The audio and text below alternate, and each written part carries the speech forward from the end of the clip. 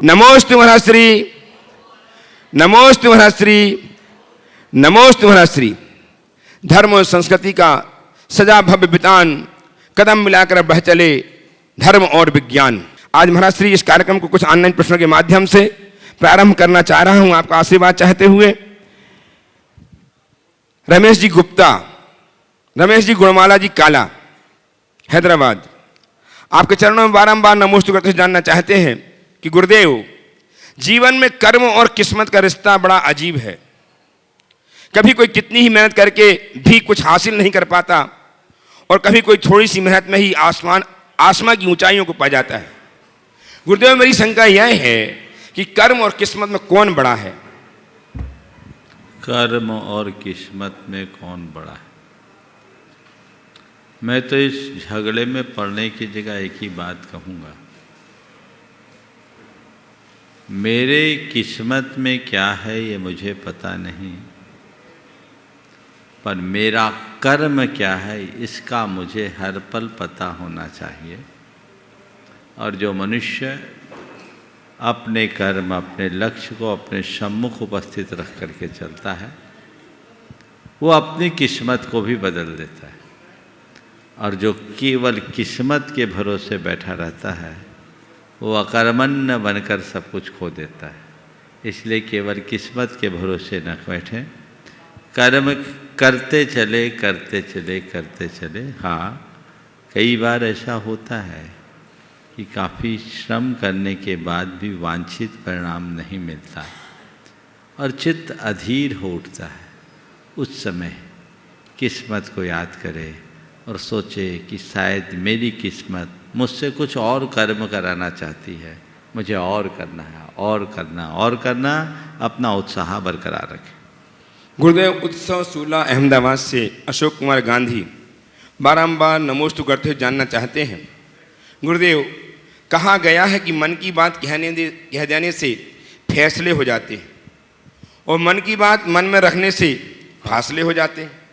गुरुदेव, शंका मेरी यह है कि हमें मन की बात किससे करनी चाहिए और किससे नहीं करनी चाहिए? बहुत अच्छा वाक्य है, मन की बात कह देने से फैसले हो जाते हैं और मन की बात मन में रखने से फासले हो जाते हैं।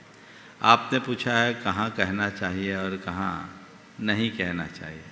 मैं इस बात को दूसरे संदर्भ में लूँ, जहाँ कहने से फैसला हो वहाँ कह दो, और जहाँ सहने से फैसला हो वहाँ सह लो। अगर कहने से फासला बढ़े तो चुप रहो, और सहने से फासला मिटे तो सह लो। बहुत बढ़िया। परम पूज्य गुरुदेव निधि जैन, इंदौर से, आपके चरणों में बारंबार नमोस्तु करते जानना चाहती हैं। वे कहती हैं, गुरुदेव, आपने बताया कि अगर पति पत्नी के बीच रोज के होने वाले झगड़े खत्म करना है तो किसी ना किसी को सामंजस्य बनाना पड़ेगा, परंतु अगर सामंजस्य बनाकर भी रोज अनमन हो रही हो किसी न किसी बात पर, ऐसे में घुटन सी होने लगती है और रिश्ता भी खराब हो जाता है। महाराज श्री, रिश्ते को एक ही व्यक्ति निभा रहा हो, दूसरे को रिश्ते की कोई परवाह ही नहीं हो, तो मेरा प्रश्न यह है कि इस परिस्थिति में क्या पूरा जीवन सामंजस्य बनाए रखना पड़ेगा? मेरा तो ये कहना है कि अगर सामंजस्य के बाद भी ऐसा लग रहा है कि बन नहीं रही है, इसका मतलब सामंजस्य नहीं बना। सामंजस्य का मतलब क्या है? टकराव मिटा देना, सुलह हो जाना, समरसता आ जाना, एक दूसरे की समझ विकसित हो जाना। यदि ऐसा है तो सामंजस्य है, और नहीं है तो सामंजस्य कहाँ? तो अगर कह रहे कि सामंजस्य बनाने के बाद भी ऐसी स्थिति हो रही है, इसका मतलब अभी सामंजस्य नहीं बना और आपको अपने सामंजस्य का पुनरीक्षण करने की ज़रूरत है। एक बात मैं ज़रूर कहना चाहूँगा, अगर एक आदमी समझदार हो तो लड़ाई अपने आप शांत हो जाती है। सामने वाला लड़ना चाहे और आप चुप रहो तो कब तक लड़ाई होगी? पर जब आप भी उसमें शामिल हो जाओगे तो लड़ाई कभी मिटेगी नहीं।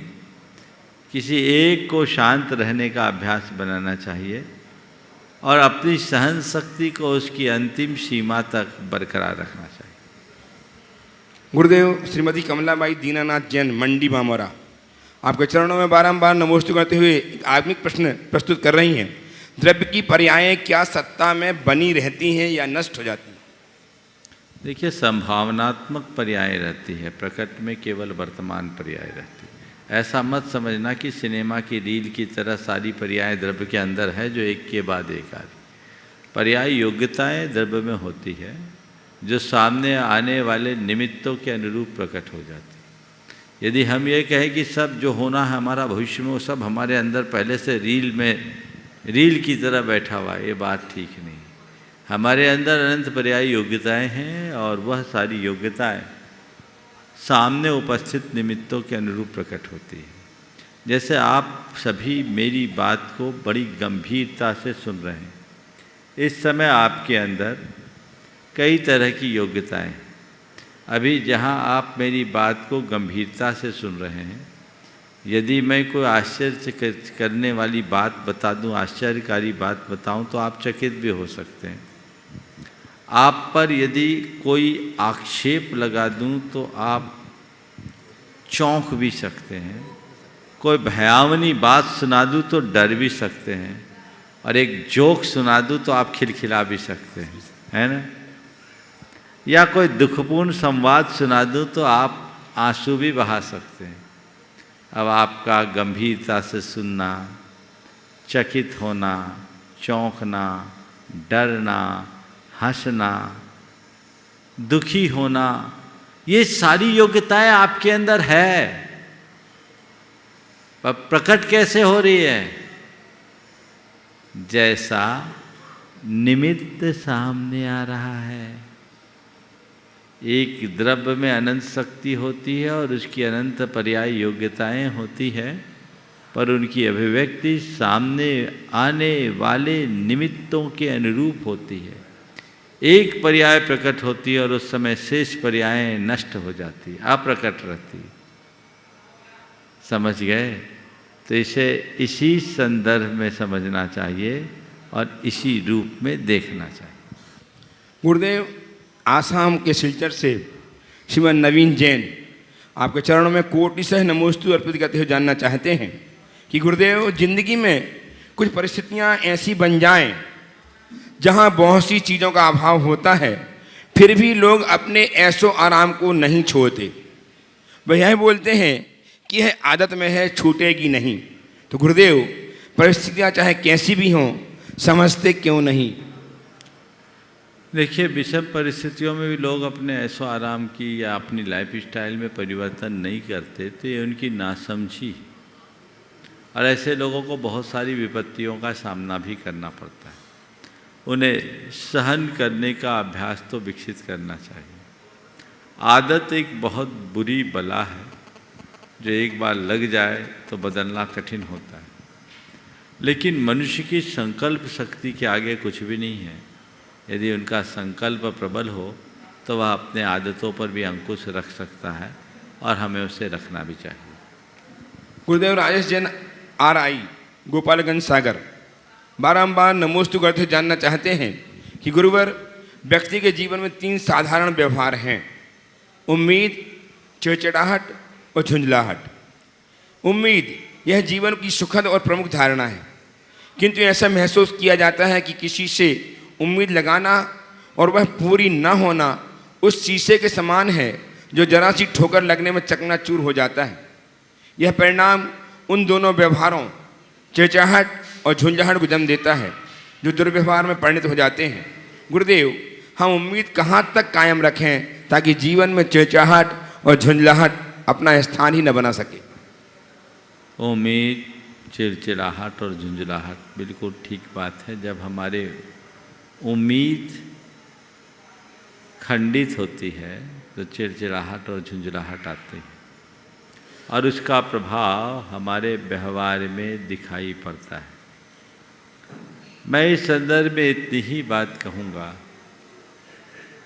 कि उम्मीद एक सीमा तक रखें। कदाचित उम्मीद रखे भी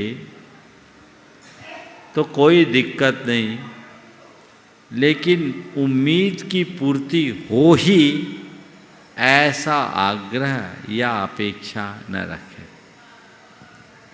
किसी से मैंने कोई उम्मीद की,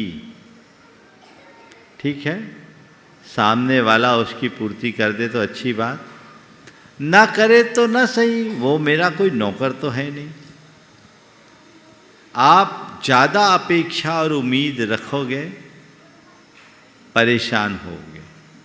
तो मनुष्य को चाहिए कि उम्मीदों और अपेक्षाओं से मुक्त होकर अपने व्यवहार को संतुलित तरीके से बना करके जीने की कोशिश करें। यदि उम्मीद किसी से रखे और वह उसे पूरा कर दे तो उसके प्रति आभार व्यक्त करें, पर कोई आपकी उम्मीदों पर खरा न उतरे तो इसे एक सहज परिणमन मानकर स्वीकार कर ले, और ऐसा आप करेंगे तो झुंझलाहट और चिड़चिड़ाहट जैसी बीमारी आप पर हावी नहीं होगी और फिर आपका व्यवहार भी अपने आप सध जाएगा। आप इसी उम्मीद के साथ आए कि आज मेरा नंबर आएगा और मुझे प्रश्न करने का मौका मिलेगा। बहुत लोग आए होंगे, भैया आप उम्मीद वालों का ध्यान रखना, ऑनलाइन बंद कर देना। हाँ, बहुत लोग होगा, लेकिन अगर नंबर ना आ पाए तो क्या होता है? सुदर्शन जी के ऊपर चढ़ाई करते हैं आप। कई लोग तो बोल भी देते हैं, अरे आप तो देख देख के बुलाते हो, है ना। तो क्या हो गया? ये चिड़चिड़ाहट, ये क्षोभ, ये झुंझलाहट। जब मनुष्य ज़्यादा आशा और उम्मीद बांध लेता है तो उसका चिंतन असमग्र बन जाता है। वह केवल अपने स्तर पर सोचता है, सामने वाले की स्थिति नहीं सोचता। आपने कहा मेरा नाम आ जाए, आपका प्रश्न भी अच्छे से चयनित हो गया, सेलेक्ट हो गया, क्योंकि वो छांटते हैं तभी मौका देते हैं। कई बार लोग बोलते हैं कुछ लोगों को रोज़ नंबर मिल जाता है और कुछ लोगों का नंबर नहीं आता, तो उसकी वजह है जिनके प्रश्न इस मंच के लायक होते हैं और सारगर्भित होते हैं उन्हें अवसर दिया जाता है, क्योंकि प्रश्न तो एक निमित्त है, इस बहाने सबको संदेश देना है। तो अब आपका प्रश्न आया, इन्होंने आपके प्रश्न का चयन कर लिया, लिस्ट में नाम भी रख दिया। अब प्रश्न करते करते 2-4 प्रश्न इतने बड़े हो गए, उत्तर इतना बड़ा हो गया, तब तक समय पूरा हो गया। अब आप आरोप लगा रहे हैं सुदर्शन जी को, आपने मुझे बुलाया नहीं। अब इनकी क्या गलती? उस घड़ी यदि आपके हृदय में सही समझ हो, एक उदाहरण दे रहा हूं मैं, सब संदर्भ में लगाना, सही समझ हो तो आप समग्रता से सोचेंगे कि नहीं, उनने तो कोशिश की, चलो कोई बात नहीं, आज हमें पूछने का मौका नहीं मिला तो क्या हुआ, लेकिन आज जो शंका समाधान में प्रश्न आए बड़े अच्छे थे और लोगों को बड़ा अच्छा संदेश मिला, मुझे भी ज्ञान मिल गया। आपकी उम्मीद की पूर्ति तो नहीं हुई, पर क्या आपको क्षोभ, झुंझलाहट, चिड़चिड़ापन आया? क्या नहीं, क्योंकि आपने समग्रता से सोचा और सकारात्मकता से सोचा। छोड़ दीजिए, कई बार आप लोगों की मेरे से भी शिकायत होती है, बहुत मेहनत करके खोज खाज के प्रश्न लाते हैं, है ना, एक एक दिन 2-2 दिन बिताते तब तो एक सवाल बनाते हैं, और आप आए सोचे थे कि मैं जब प्रश्न करूंगा महाराज 5-7 मिनट तो उत्तर देंगे, और मैंने एक वाक्य में निपटा दिया। कभी कभी जब मैं ऐसा उत्तर संक्षेप में देता हूं तो सामने वाले का चेहरा भी देखने लायक होता है, लेकिन उस समय आपको कोई चिड़चिड़ाहट आती है, क्षोभ आता है क्या? नहीं, क्योंकि उस घड़ी आप संतुष्ट हो जाते हो। महाराज जी ने उत्तर छोटा भले दिया पर सार्थक दिया। समझ गए? ये सोच होती तो आपके मन में कोई क्षोभ नहीं होता है, बस ऐसे ही किसी से आपने कोई उम्मीद की, सामने वाले ने उसकी पूर्ति की, पर आशानुरूप ना हो तो भी क्षोभ मत करो। सकारात्मक सोचो कि चलो कम से कम इतना तो हो गया। बहुत लोग आते हैं मेरे पास उम्मीद लेकर कि आएंगे महाराज के पास, जाएंगे महाराज से बातें करेंगे, अपनी बात करेंगे। हाँ, और मान लो बात करने का मौका नहीं मिलता है तो अरे क्या इतनी दूर से आए, महाराज मिले ही नहीं। तो महाराज क्या करेंगे, तुमसे मिलने के लिए महाराज बने हैं क्या? यहाँ तो सामूहिक रूप से मिलते ही हैं। मैं सब लोगों से कहना चाहूँगा जिनकी मुझसे शिकायतें होती कि महाराज मिलते नहीं, अगर दिन भर में आप लोगों से ही मिलता रहूं तो अपना काम कब करूंगा? मैं अपने आप से मिलने के लिए साधु बना हूं, आपसे मिलने के लिए नहीं।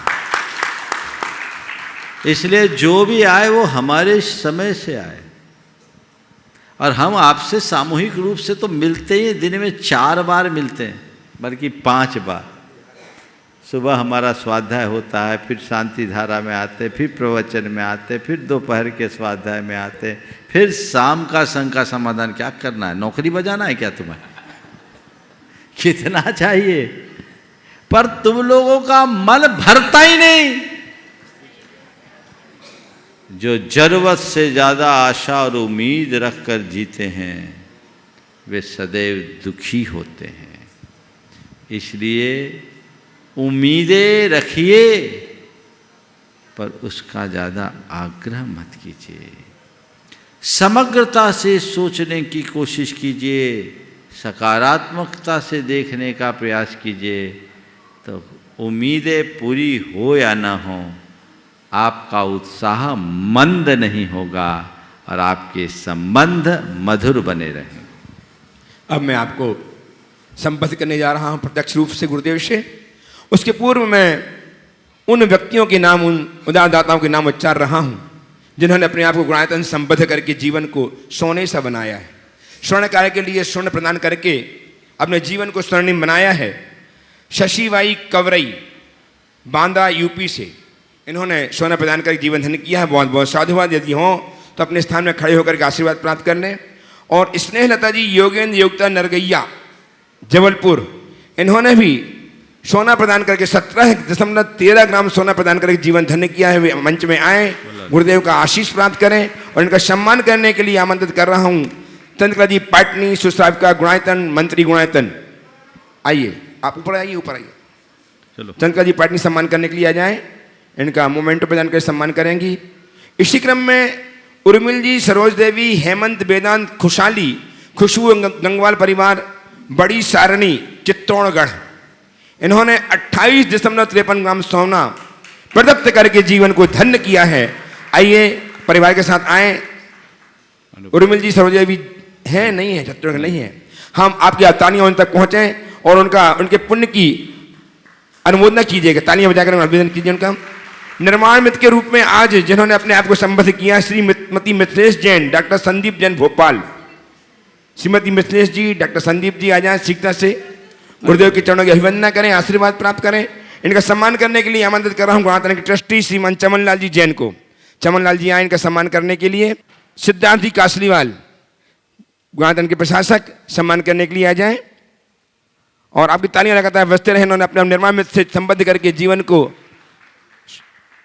उन्नत किया है। बहुत बहुत साधुवाद के साथ हम सम्मान करते हैं। श्रीमती उषा कमल जैन हाथी शाह भोपाल, पंडित श्रीमान कमल जी हाथी शाह हैं, ये भी आज संबद्ध हुए हैं गुणातन के निर्माण मित्र के रूप में। इन्हें सपरिवार आमंत्रित करूँ, आए, गुरुदेव की अभिवंदना करें, आशीर्वाद प्राप्त करें।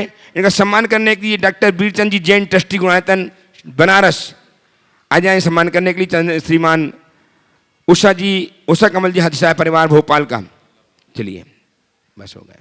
और सूत्रधार के रूप में आज और निर्माण साथी के रूप में ऑनलाइन जिन्होंने अपने आप को संबद्ध किया है, उन तक हमारी तालियां पहुंचे। निर्माण मित्र से निर्माण साथी जो बने हैं, दिलीप बी बाकलीवाल, श्रीमती शशि बाकलीवाल रांची, बहुत बहुत साधुवाद के साथ हम उनके पुण्य की अनुमोदना करते हैं।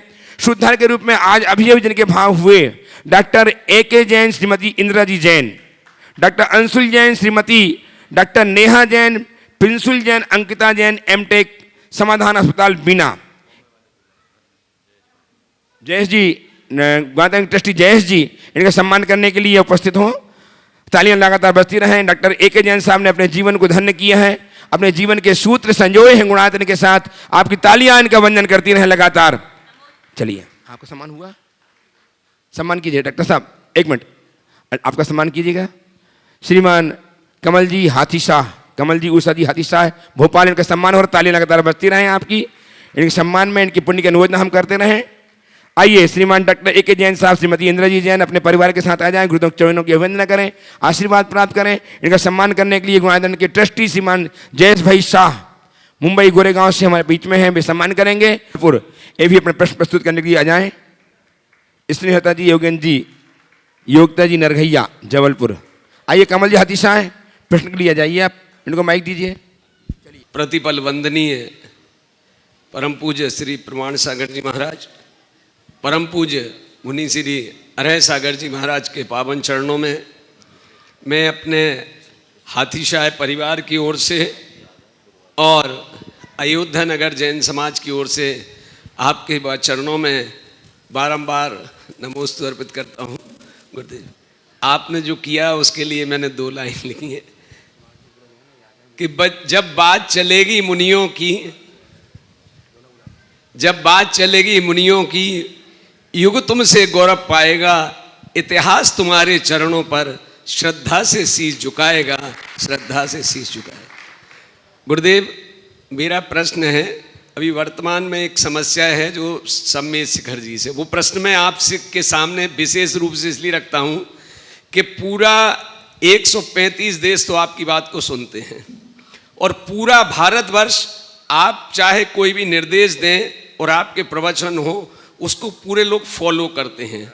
जब संथारा में आपने उस समय किया था, पूरे देश ने आपकी बात को लेकर के किया और उस बात को सफल हुए। मेरा प्रश्न गुरुदेव एक है कि वर्तमान में सम्मेद शिखर जी के बारे में झारखंड सरकार का जो एक आदेश आया है कि यहाँ को पर्यटन क्षेत्र बनाया जा रहा है। मेरा गुरुदेव इसमें एक अपना सोच है कि पर्यटन क्षेत्र बनाए तो उसमें सरकार की इनकम की बात तो अलग है, लेकिन गुरुदेव मुझे लगता है कि इसमें हम अपने समाज के लोग भी, हम लोग भी दोषी हैं। उसका कारण हमने कि पहले जब हम लोग आते थे तो यहाँ सिर्फ अकेले जो है भगवान के चरणों में शीश झुकाने के लिए आते थे, और वर्तमान में हम जब लोग आ रहे हैं तो टूरिस्ट बन के आ रहे हैं। हमारा जो पहनावा है, हमारा जो चाल चलन है, हम जो क्रिया पर्वत पर पहले जाते थे नंगे पैर चढ़ते थे, नीचे आके चरण स्पर्श करते थे, लेकिन अब चप्पल पहन के जाते हैं।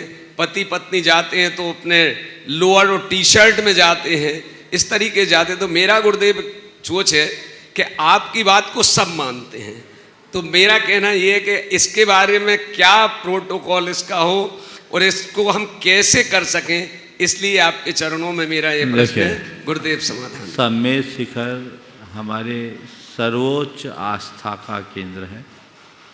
हर जैन धर्मावलंबी का मनः प्राण सम्मेद शिखर के प्रति समर्पित है और रहना भी चाहिए। इसके अस्तित्व को, इसकी अस्मिता को, इसकी पवित्रता को अक्षुण्ण बनाए रखना हम सबकी जिम्मेदारी है और इसे हमें किसी भी कीमत पर प्रभावित नहीं होने देना। रहा सवाल शासन के आदेश का और इसे पर्यटन क्षेत्र घोषित करने का, जहाँ तक मेरी जानकारी जी, ऐसा कोई नोटिफिकेशन अभी नहीं आया।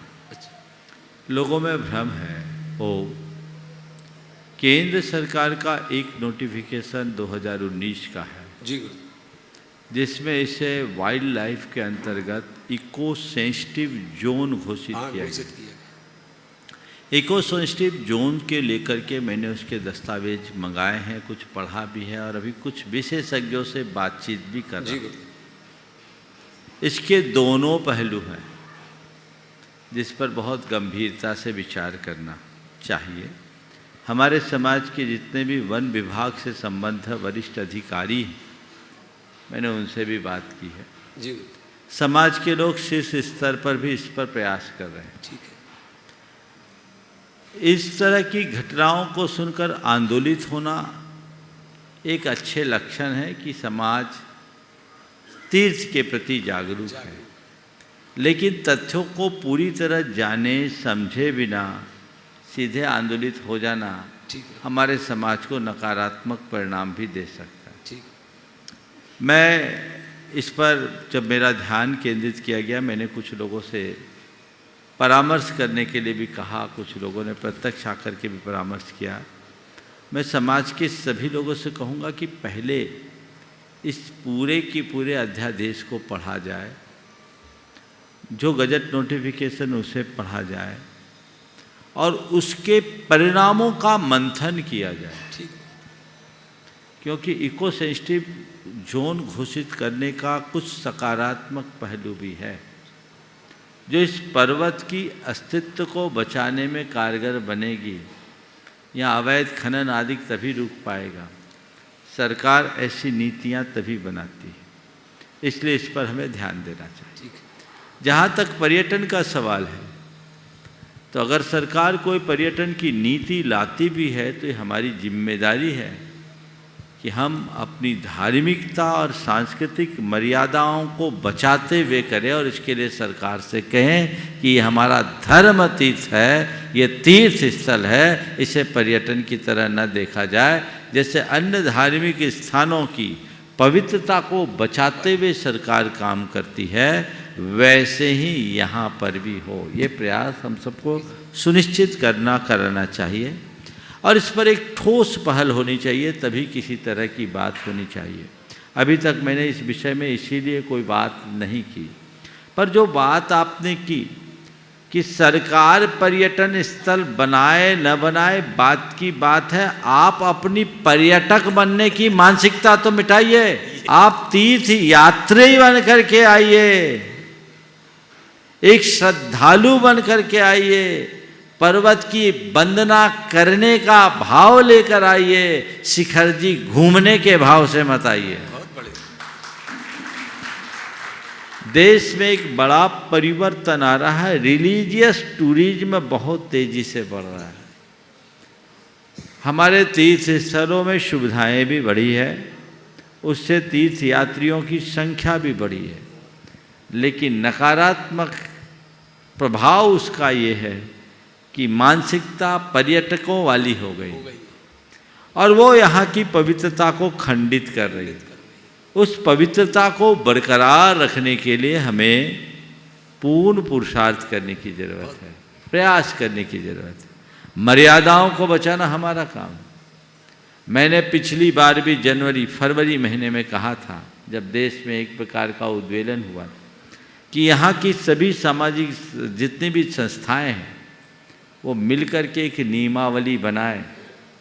यहाँ के स्थानीय लोग उसके पालन में पूर्ण सहयोग करने के लिए तत्पर हैं, लेकिन मुझे बड़े दुख के साथ कहना पड़ रहा है कि अभी तक हमारी संस्थाओं के कर्णधारों ने कोई पहल नहीं की। क्यों नहीं हम ऊपर जूते चप्पल पर प्रतिबंध लगा सकते हैं? क्यों नहीं हम ऊपर अवांछित वस्तुओं को ले जाने पर रोक लगा सकते हैं? क्यों नहीं हम वहाँ अनर्गल प्रवृत्तियों पर अंकुश लगा सकते हैं? ये हमारी जिम्मेदारी है। हम अपने स्तर पर सारी संस्थाएं एकजुट होकर और आवश्यकता अनुरूप शासन प्रशासन से बातचीत करके ये सब चीज़ें की जा सकती। हमारा काम मार्गदर्शन देने का है, हमने मार्गदर्शन दिया, अब फिर से वही हाल है, तो फिर अभी नवंबर दिसंबर का महीना आने वाला है, फिर वही भीड़ भाड़ आएगी और फिर इस तरह की बातें आएगी और लोग ऐसे ही करते रह जाएंगे। लोगों को सोचना चाहिए और ये इस दिशा में काम करे। मैं समाज के लोगों को कहूँगा, यहाँ के संस्थाओं के प्रमुख लोगों को, जिनके जिम्मे पहाड़ की व्यवस्था है, मुख्य रूप से तीर्थ क्षेत्र कमेटी है, दिगंबर जैन तीर्थ क्षेत्र कमेटी और जैन श्वेतांबर सोसाइटी और नीचे की जितनी संस्था है, उनके लोगों से बोलिए कि आप इस व्यवस्था को सुधारिए और हम लोग एक नियमावली बनाइए। हम नियमावली का पालन करेंगे।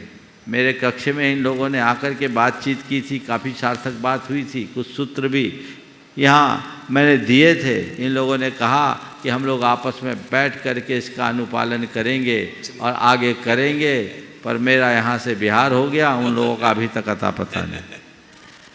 तो ये शिथिलता है, हमारी ओर से शिथिलता है। सब लोगों को चाहिए कि इनके थोड़े कान खींचो इनको जगाओ, आगे आओ, तभी हम अपने क्षेत्र की पावनता को बचा सकेंगे, अन्यथा बातें केवल बातें हो। बहुत बहुत धन्यवाद। इसीलिए उपस्थित गुरुदेव हो मैंने आपके सामने आशीर्वाद। ये कुछ कहना चाहे इसे एक ही और बस बस इसने प्रश्न नहीं पूछ रहे गुरुदेव। हाँ बोलो। इसने लता जी नमोस्तु नमोस्तु महाराज जी। मेरे यहाँ मायका ललितपुर में हैं और किराए से कमरे दिए थे, वो खाली नहीं हो रहे थे, लेकिन खाली नहीं हो रहे थे, आपके आशीर्वाद से खाली हो गए। आपका बहुत उपकार अच्छा है। अच्छा है, कभी कोई भूल ऐसा हल्ला नहीं करो, नहीं तो हम खाली नहीं बचेंगे। चलो आगे। श्रीमती स्नेहता जी, योगेन जी, योगिता जी जबलपुर से उपस्थित हों। और दोनों महाराज जियों को मेरा कोट कोट नमन। महाराज जी, मेरा ये प्रश्न है कि मैं किसी से बात भी नहीं करती परिवार में और न किसी से बीच में बोलती, फिर भी हम माँ बेटी का इतना तिरस्कार होता है, इतनी बेइज्जती सहना पड़ती है। कौन से कर्मों का फल है महाराज जी? आपने पहले कभी लोगों का तिरस्कार किया, उसका फल है, इसलिए इसको चुपचाप सह लो। महाराज जी 10 साल से सह रही हूँ। और सह लो, ये सोचो मेरे कर्म काटने का ये निमित्त है, यही मेरी तपस्या है। आशीर्वाद। नमोस्तु आज महाराज। इस समय विराजमान है सुप्रसिद्ध समाज सेवी अनंत गुरु भक्त इम्फाल मणिपुर से श्रीमान बेजा जी पाटनी। उन्हें मैं आमंत्रित कर हम आए, गुरुदेव चरण का अभिवंदन करें, आशीर्वाद प्राप्त करें और उनका सम्मान करके हर्षित होंगे। हमारा परिवार गुणायतन परिवार सम्मान करने के लिए आमंत्रित हैं श्रीमान एलन जैन साहब कोषाध्यक्ष गुणायतन एवं श्रीमान सुभाष जैन CEO गुणायतन। तालियां बजाएं। एक ऐसा व्यक्तित्व आपको हो रहा है जो निरंतर समाज सेवा में लगे रहकर अपने जीवन को धन्य कर रहे हैं। ऐसे श्रीमान बेजा जी पाटनी साहब इम्फाल से गुरुदेव चरणों की वंदनार्थ उपस्थित हो रहे हैं। आपकी तालियां लगातार के सम्मान में बजती रहनी चाहिए। सम्मान करेंगे श्रीमान एलन जैन साहब, श्री सुभाष जैन CEO गुणायतन और प्रश्न भी करेंगे, पाटनी जी प्रश्न भी करेंगे, अपने प्रश्न करेंगे और तैयार रहेंगे डॉक्टर वीरचंद जी जैन, बीता जी जैन अग्रवाल, ट्रस्टी गुणायतन बनारस। पाटनी का सम्मान गुणायतन के श्रीमान CEO सुभाष जी एवं कोषाध्यक्ष एलन जैन साहब कर रहे हैं। हम सब तालियां बजाकर इनके सत्कार्यों की वंदना करते हैं, सत्कार्यों की अनुमोदना करते हैं। लगातार ऐसे लगे रहें। सम्मान नहीं है विजय जी, आपको बांधा जा रहा है। और प्रश्न के लिए अपना प्रश्न प्रस्तुत करें। माइक दो, माइक। पाटिल जी प्रश्न नहीं नहीं। आइए डॉक्टर बीरचंद जी जैन, बीना जी जैन अग्रवाल बनास ट्रस्टी गुणायतन सीखता से आ जाए।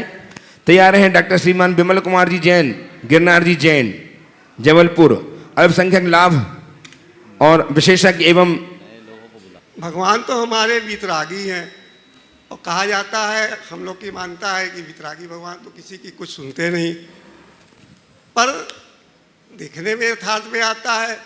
आज से नहीं, हजारों वर्ष से अनेकों सीता अग्नि को पानी कर दिया, द्रौपदी, मानतुंग, शेष सुदर्शन और तो और क्या, वर्तमान में ही आचार्य महाराज ने भगवान से भावना ही भाई होगी, चाहे सामने के भगवान हो चाहे अंदर के भगवान, भावना भाई। और इतनी बड़ी घटना हो गई, इतना बड़ा भगवान ने सुना।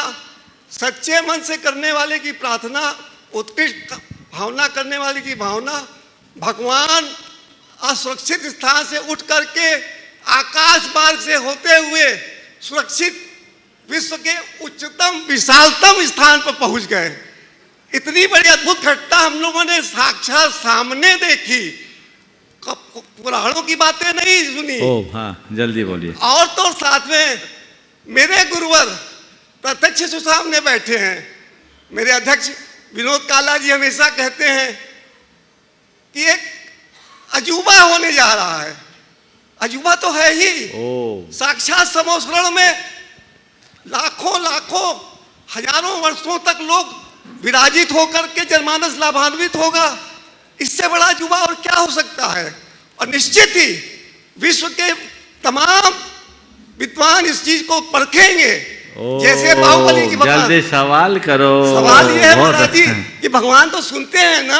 हाँ। भगवान तो सुनते हैं। देखो क्यों कहा आपने पूछा है भगवान सुनते हैं कि नहीं। मैं एक बात बोलूं, जो भगवान की सुनता है ना, भगवान उसकी सुनते हैं, और जो भगवान की सुन लेता है उसे किसी को सुनाने की जरूरत ही नहीं पड़ती, बिना सुनाए उसका काम हो जाता है। अपने जीवन को ऊंचा उठाना चाहते हो तब भगवान को सुनाने की चेष्टा करने की जगह भगवान की सुनना शुरू कर दो, अपने आप समर्थ हो जाओगे, जीवन आगे बढ़ेगा। नमस्ते महाराज, चलिए। नमस्ते। आइए डॉक्टर विमल कुमार जी गिरनार जी जैन जबलपुर से, और तैयार हैं गुणायतन की मंत्री लता जी गंगवाल के सुपुत्र रम्यक एवं अरहत गंगवाल गया से। नमोस्तु स्वामी, नमोस्तु स्वामी। गुरुवर, आज अभिनव द्वारा अनुभव केंद्र थीम पार्क केंद्र एवं गुणायतन निर्माण को गहराई से देखा और जाना। महाराज जी, हमने ये जाना कि लगभग 1 वर्ष और लग जाएगा इसको पूर्ण होने में। तो मेरा आपसे निवेदन है कि सीनियर सिटीजन को पहले मौका मिले ताकि हम जीवन काल में उसका, क्योंकि इतना भव्य निर्माण हो रहा है उसमें ऐसा लगता है कि ऑनलाइन बुकिंग होगी, कब नंबर आएगा, उसके बाद रिजर्वेशन कराना पड़ेगा। तो सीनियर सिटीजन को पहले मौका दिया जाए ताकि हम जीवन काल में कम से कम उसका अध्ययन कर सकें। महाराज जी 79 रनिंग चल रही है, ऐसा लग रहा है कब पूरा हो, कब देखें महाराज जी। ओ बिल्कुल, आपका प्रस्ताव स्वागत योग्य है, भावना भाई है। और मुझे तो लगता है गुणायतन के प्रभाव से सीनियर सिटीजन भी जवान हो जाएंगे। बहुत बढ़िया। नमोस्तु स्वामी, बहुत अजय रम्य के अरहत गंगवाल गया से, जो सुपुत्र हैं लता जी गंगवाल मंत्री गुणायतन गया। तैयार। नमोस्तु महाराष्ट्री, नमोस्तु महाराष्ट्री, नमोस्तु महाराष्ट्री। महाराष्ट्री, मेरा प्रश्न ये है कि हम कभी भी कोई गलत काम करते हैं या फिर पाप करते हैं, हम कभी भी कोई गलत काम करते हैं या फिर कोई पाप करते हैं, जैसे ईगो में, गुस्सा में, हाई डिप्रेशन में, किसी को किसी दुश्मन के लिए या फिर फालतू के लिए तो महाराष्ट्री हम पाप करते हैं तो हम छुप के पाप करते हैं कि कोई हमें देख ना ले। पर महाराष्ट्री, हमको ये नहीं पता, हम ये नहीं नोटिस करते हैं कि हमें साक्षात भगवान देख रहे हैं, साक्षात भगवान देख रहे हैं। तो महाराष्ट्री इसका परिणाम क्या होगा? और महाराष्ट्री, हम अपने पाप से बचे कैसे? और महाराष्ट्री, हम गलत काम के लिए या फिर पाप का हम गलत काम या फिर पाप हम पाप नहीं करें, इसका समाधान करें महाराष्ट्री। बहुत अच्छा भाव प्रकट किया है। हम लोग बहुत सारे ऐसे काम करते हैं जो छिप के करते हैं, लेकिन हमें ये पता नहीं रहता कि हम सबसे छिप रहे हैं, पर भगवान तो देख रहे हैं। दरअसल जितने भी धार्मिक लोग हैं ना, जो भगवान पर विश्वास रखने वाले लोग हैं, सच्चे अर्थों में ये देखा जाए तो इनका विश्वास ही उथला है, झूठा विश्वास। कहते हैं हम भगवान को मानते हैं, पर कोई भगवान को नहीं मानता। एक नास्तिक होता है जो हमें साफ साफ दिखता है, और एक आस्तिक दिखता है। लेकिन एक तीसरा है जिसको बोलते हैं प्रच्छन्न नास्तिक, दिखता आस्तिक जैसा पर है नास्तिक। भगवान को ढोक भी लगाता है और ये भगवान को धोखा भी देता है। अरे जब तुम सच्चे अर्थों में भगवान को मानते हो और तुम्हारी दृष्टि में ये बात है कि भगवान है और भगवान सर्वज्ञ है, सर्वचक्षुष्मान है, तो तुम्हारे हाथ अपने आप कांपने चाहिए कि मैं सबकी आंखों से बच सकता हूँ, भगवान की आंखों से थोड़ी बच सकता हूँ। पर हमारी श्रद्धा ही उल्टी है। हम लोग एक गलत विश्वास में जीते हैं। मंदिर में पूजा पाठ करते हैं, अंत में विसर्जन करके भगवान से कहते, भगवान तुम तो यहीं मंदिर में बैठो, हमारे साथ मत आओ, क्योंकि आप मेरे साथ आ जाओगे तो हमें बड़ी मुश्किल हो जाएगी। आप यहाँ इत्मीनान से रहो, हमने फर्स्ट क्लास व्यवस्था कर दी। सुबह आऊँगा, घंटी बजाऊँगा, आपको जगाऊँगा, आपको नहलाऊँगा धुलाऊँगा, आपकी पूजा अर्चा करूँगा और फिर चले जाऊँगा। लोग इस विश्वास के साथ जीते, और यही विश्वास जीवन में दोहरापन उत्पन्न करता है। और ऐसा करने वाले लोग किसी गैर को नहीं, खुद को ही धोखा देते हैं, अपने आप को धोखा देते हैं, और ये धोखा हमारे जीवन को बुरा करता है। इसलिए इससे बचे, पाप से बचने के लिए यही काम। मैंने बचपन में एक कहानी पढ़ी थी जो हम लोग कोर्स में था। गुरु ने अध्ययन कराया, देखो ये कहानी बहुत काम की है। अध्ययन कराने के बाद शिष्यों की परीक्षा लेनी थी, पर इसी बीच गुरु कुछ दिन से दुखी दिख रहे थे। शिष्यों ने पूछा, गुरुदेव आज आप इतने दुखी क्यों दिख रहे हैं? गुरु ने कहा, क्या बताऊं, मेरी बेटी जवान हो गई, उसका विवाह करना है, पर मेरे पास धन नहीं, मुझे धन चाहिए। शिष्यों ने कहा, गुरुदेव हम सब आपके शिष्य, आपने पढ़ा लिखा कर हमें योग्य बनाया, इसमें राजकुमार भी हैं और नगर सेठ के पुत्र भी हैं, आप कहो जितना धन हम आपको सौंप सकते हैं। गुरु ने कहा, ठीक, तुम लोगों से धन तो मैं ले सकता हूँ, पर मैं एक से नहीं लूँगा, तुम सबसे लूँगा। पर मेरी एक शर्त है, जो भी धन तुम लाओगे ऐसा लाना कि कोई देख ना पाए, अगर कोई देख ले तो वो धन मैं नहीं लूँगा। अगले दिन ढेर लग गया। गुरु ने कह दिया, जिससे जो बना सब लेके आए। गुरु ने पूछा, कोई ने देखा तो नहीं? बोले, नहीं देखा, हम ऐसे ले आए। रख दिया, एक तरफ रखवा दिया। एक शिष्य था जो खाली हाथ आया। गुरु ने पूछा, क्या बात है, तुम खाली हाथ आए, कुछ लाए नहीं? बोले, क्या बताऊं, मैं ला नहीं सका। क्या तुम्हारे घर में धन नहीं था? बोले, धन तो पर्याप्त था, पर लाए क्यों नहीं? बोले, गुरुदेव क्या बताऊं, आपकी शर्त पूरी नहीं हो सकी। क्यों? बोले, आपने कहा था धन ऐसा लाना कि कोई देख ना सके। बोले, हाँ। तो क्या तुम्हें एकांत नहीं मिला? गुरुदेव एकांत तो मिला, मैंने कई बार देखा और धन को उठाना भी चाहा, चारों तरफ देखा, कोई देख तो नहीं रहा है। तभी मेरी आत्मा ने मुझसे कहा, और कोई देखे या ना देखे, भगवान तो देख रहा है। और कोई देखे या ना देखे, भगवान तो देख रहा है। गुरुदेव मैंने वहीं छोड़ दिया, आप कहो तो मैं अपने माता पिता की अनुमति से पूरा धन आपको दे सकता हूँ, अपना जीवन दे सकता हूँ। गुरु ने कहा, बेटा तू परीक्षा में पास हो गया, बाकी सबको अध्ययन की ज़रूरत है, मुझे धन की कोई ज़रूरत नहीं थी, अपना अपना धन वापस ले जाओ। लेकिन आज तूने अपने जीवन को धन्य कर लिया है, और कोई देखे या न देखे, भगवान तो देख रहा है। जब ये बात मन में आएगी तो कभी कोई गलत कार्य नहीं हो सकेगा। तो अपने श्रद्धान को मजबूत बनाए, प्रगाढ़ बनाए, और जीवन को उसी दिशा में ढालने की कोशिश करें। नमोस्तु महाराज। तुम भी पूछोगे जल्दी। हाँ, पूछो। नमोस्तु महाराज जी। महाराज जी, पहनावा हमारे व्यक्तित्व को निखारे, पहनावा हमारे रूप को संवारे, पहनावे के पीछे ही तो पागलपन दुनिया सारी है। जैसा परिधान सजे तन पर वैसा व्यवहार झलकता है, जैसे जीन्स पर बिंदासपन तो साड़ी में सदाचार टपकता है। महाराज जी, पहनावा ही सामने वाली की कैरेक्टर का पता चलता है। पहनावा हमारे जीवन में क्या रोल अदा करता है और सभ्य समाज के निर्माण के लिए हम पहनावे के प्रति कैसे जागरूक हो, कृपया मार्गदर्शन कीजिए। बहुत अच्छी बात है। पहनावा हमारे व्यक्तित्व का निर्धारण करता है, और सब समाज के निर्माण के लिए हम अपने पहनावे पर क्या ध्यान दें। देखिए, पहनावा हमारी सोच को दर्शाता है। सबसे पहले लोगों को ये समझना चाहिए कि आप कपड़े क्यों पहनते हैं, तन को ढकने के लिए या तन को दिखाने के लिए? हाँ, किस लिए करते हैं, बोलो तो। और हो क्या रहा है? जब प्रयोजन ही उल्टा होगा तो फुहड़पन तो आएगा ही आएगा।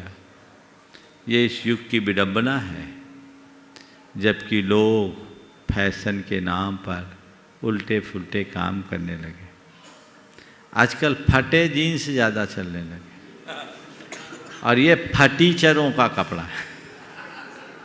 हमारे यहाँ जो फटा कपड़ा पहनता था उसे फटीचर कहा जाता। और एक और चल पड़ा है बच्चों के लिए, लो बेस जीन्स है ना, नीचे लटका रहे, ये लंपटों का कपड़ा है।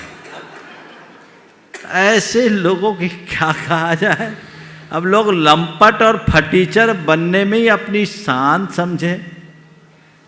महिलाओं के कपड़ों में भी बड़ा विचित्र हाल है। और मैं आज एक बड़ी विचित्र बात देखता हूँ, पुरुषों के कपड़े तो बड़े हो रहे हैं, महिलाओं के कपड़े दिनों दिन छोटे होते जा रहे हैं। सोच बदलनी चाहिए। परिधान ऐसा पहनो जिससे तुम्हारी शालीनता और सात्विकता प्रकट हो। ऐसे मत पहनो जिससे तुम्हारी शालीनता खंडित हो। क्या पहनना क्या नहीं पहनना ये तुम्हारा व्यक्तिगत चुनाव है, मैं उसके लिए तुम्हें बाध्य नहीं करना चाहता, लेकिन ये जरूर कहना चाहूँगा कि कम से कम हमें अपनी मर्यादा का ध्यान तो रखना ही पड़ेगा। आए दिन जो अनेक प्रकार की दुर्घटनाएं, बर्बर घटनाएं प्रकाश में आती है, उसमें कहीं न कहीं आपकी ये जीवन शैली भी जिम्मेदार है। मैं तो एक ही बात जानता हूँ, बिल्ली के आगे अगर दूध का खुला बर्तन होगा तो दूध सुरक्षित नहीं होगा। चारों तरफ बिल्लियां हैं, चारों तरफ बिल्लियां हैं, दूध को ढक के रखो, छीके में टांग कर रखो जो उसके अप्रोच से दूर रहे। लेकिन लोग हैं कहते दूध तो खुला रहे, बिल्ली अपने ऊपर संयम रखे। रख ले, बाद में तुम बिल्ली को कैद कर सकते हो, बिल्ली को मार सकते हो, पर दूध तो गया। बात समझ रहे हैं ना मेरी? तो इन सब बातों पर काफी गंभीरता से ध्यान रख करके चलना चाहिए। नमोस्तु। आइए डॉक्टर ए के जैन, डॉक्टर नेहा जैन, बीना से समाधान हॉस्पिटल बीना। मेरे प्रातः स्मरणीय गुरुदेव को उत्तरबार नमोस्तु। मेरे परिवार एवं बीना जैन समाज की ओर से बारंबार नमोस्तु। गुरुवर, अनादि से हम भाव कर्म, द्रव्य कर्म, नौ कर्म के चक्र से हैं एवं काल लब्धि, पुरुषार्थ है, होनहार, ये सब जो है निश्चित है। इसके बावजूद जो है कैसा पुरुषार्थ करें हम सम्यक्त के नज़दीक पहुँचे? गुरुवर समाधान करने की कृपा करें। देखिए, सब निश्चित है ऐसा सोच करके बैठोगे तो कुछ नहीं कर पाओगे। हमें क्या करना है लक्ष्य बना करके चलोगे तो सब कुछ पालो। ऐसे कैसा पुरुषार्थ करें? बस सदैव एक ही भावना भाव कि हे प्रभु भव भ्रमण कब छूटे, मैं संसार से कैसे पार हूँ, मैं स्वरूप में कैसे लीन हूँ। ये निरंतर भावना भाते रहो और वैराग्य भावना को जगा कर तत्व का अभ्यास करो, रास्ता प्रशस्त हो। गुरुवर के चरणों में बारंबार नमोस्तु। गुरुवर, कई बार ऐसा कंडीशन होती है कि जीवन में चारों तरफ नकारात्मकता होती है। आप जो कार्य शुरू करते हैं वही उसमें ही आप असफल हो जाते हैं। जब बार बार ऐसा होता है, लगभग 100 बार भी आप असफल होते हो, तो आप अपने मन को हार जाते हैं। उस कंडीशन में हम क्या करें? गुरुवर, आप अपनी वाणी से समझाइए। देखिए, अपने बचपने को याद करो। चलना सीखने के पहले कितनी बार गिरे हो पता है? बोलो। कई बार। पर उस समय तुम्हारी माँ ने तुम्हें पुचकार कर उत्साहित नहीं किया होता तो क्या आज यहाँ खड़े हो पाते? हम 1000 बार गिरे हैं तब चल करके चलना सीखे। चलना तो बहुत बात की बात है, खड़ा होने सीखने में भी कई बार गिरना होता है। तो ये मनुष्य की स्वाभाविक प्रवृत्ति है, हम गिर करके ही चढ़ते हैं। इसलिए इस बात को लेकर किंचित भी हार न माने, ये सोचे जो गिरता है वही तो चढ़ता है। और उस वाक्य को हमेशा याद रखे, कोशिश करने वालों की कभी हार नहीं होती। नन्ही सी चींटी जब दाना लेकर चलती है, दीवारों पर चढ़ती 100 बार फिसलती है, लेकिन उसकी कोशिश बेकार नहीं होती। कोशिश करने वालों की कभी हार नहीं होती। बस ये वाक्य अपने जीवन का प्रेरणा वाक्य बना लो, रास्ता खुलेगा। नमोस्तु। गायत्री के कोषाध्यक्ष श्रीमान अनिल जैन साहब जयपुर से, और तैयार हैं सुश्री शान्या मेहरोनी एवं रिया जैन सागर। दोनों गुरुओं को सादर नमन। शान्या रिया पहुंच जाए किनारे। महाराज श्री, मेरी जिज्ञासा प्रबंधन से संबंधित है और ये प्रसंग रामायण से लिया हुआ है। जब भरत जी रामचंद्र जी से मिलने जंगल में गए तो उन्होंने पूछा, भैया मुझे बताओ कि मुझे प्रबंध कैसे करना है। अन्य सब बातों के अलावा उन्होंने पूछा तो रामचंद्र जी ने जवाब दिया कि भैया प्रबंधन जो करता है उसका मुख हमेशा मुख होना चाहिए। उसका मुख जो है मुख के समान होना चाहिए, जो खुद तो खाए। मुख मुख फेस, हाँ। तो बोले जो आप खाएं वो अकेला खाएं, लेकिन आप दूर जो व्यक्ति होती हैं उनका पालन पोषण करता रहे। तो महाराज जी ये एक इसके बारे में जो है ना, हाँ बहुत सुंदर। मुखिया मुख सो चाहिए, खान पान को एक, पाले पोसे सकल अंग, तुलसी सहित विवेक। बहुत अच्छा। तो जो आप कह रहे हैं अब बात आपकी क्लियर हो गई, बात स्पष्ट थी कि मुँह जैसा स्वभाव बनाओ कि मेहनत खुद करो और फल सबको मिले। ये बिल्कुल सही है और इसे मैं थोड़ा संशोधित करता हूँ। मुखिया वो होता है जो श्रम खुद करे और क्रेडिट औरों को दे, तो जीवन आगे बढ़ता जाएगा। औरों को श्रेय देना सीखें, जीवन आगे बढ़ेगा। आज इसी संबंध में एक और जिज्ञासा इसीलिए रिलेटेड है कि ये जो प्रबंधन जो पहले हो रहा था और आज का जो प्रबंधन हो रहा है महाराज जी, उसमें जो है ना कितनी कमियां हैं और कैसे उसको सुधार सकते हैं। अब इसको इंतजार करो, कल के लिए रख लो। आइए सुश्री सानिया जी मेहरबानी से एवं रिया जैन सागर से तैयार हैं, आ जाएं एक साथ। और तैयार रहेंगी नमोस्तु गुरुदेव। नेहा, तैयार हैं डॉक्टर BKD जैन ग्वालियर। मेरी शंका यह है कि मन में बुरे विचार आते हैं, उन्हें शांत कैसे करें और मन में अच्छे विचार कैसे लाएं। मन में बुरे विचार आते हैं, उसे शांत कैसे करें और अच्छे विचार कैसे लाएं। अगर आपके मन में बुरे विचार ज़्यादा आते हैं तो आप थोड़े दिन भावना योग कीजिए। भावना योग करने से बुरे विचार धीरे धीरे शांत होंगे, अपने आप शांत होंगे। अपने आप को मोटिवेट करें, अच्छे विचारों में अपने आप को निमग्न रखने का अभ्यास करें, रास्ता प्रशस्त हो जाएगा। नमोस्तु गुरुदेव। आज के सत्र को परम पूज्य गुरुदेव के चरणों में नमन अर्पित करते हुए यहीं पर विराम।